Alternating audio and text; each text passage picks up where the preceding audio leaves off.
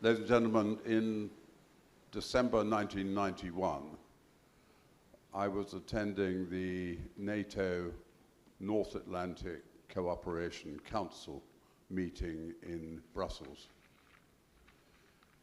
At one point, the Soviet ambassador asked to leave the room, and about 20 minutes later, he came back and asked to take the floor. He made an announcement. He said, "Ladies and gentlemen, the Soviet Union no longer exists." Now, we need to be very clear that Vladimir Putin's ambition, his aim, is to reverse the strategic consequences of the breakup of the Soviet Union. That is his very clear aim. He wants to do this by subjugating, devouring, or neutralizing the borderlands of Russia. He wants to do this by separating Europe from the United States. Now, you could argue that he's having some success in all of these things. And it's our job to make sure that he doesn't succeed, because this is all of our futures at stake. I see the EU project of a separate defense, of European so-called strategic autonomy, as playing into the hands of Putin.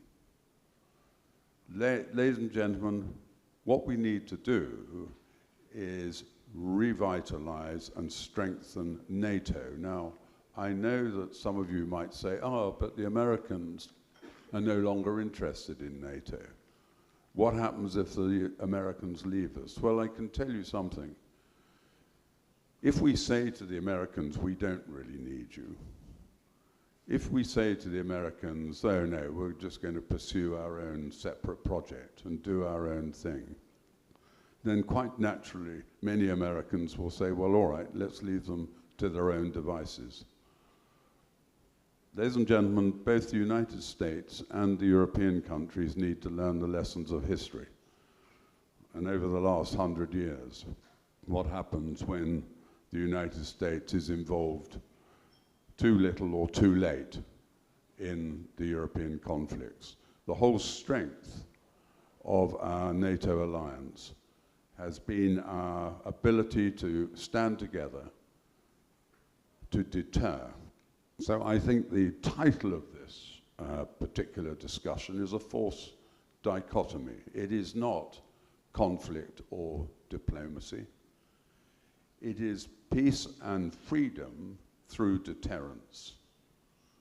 And we deter by being strong militarily, demonstrating our united political resolve, and ensuring that our people are on side, that we send the right message at every level, so that Moscow is very clear that they can grind away and try everything they can to undermine and subvert the West, but they're not going to win, because we are united. We are united with the United States, with our European allies, in NATO. And that must be the message, ladies and gentlemen. Thank you.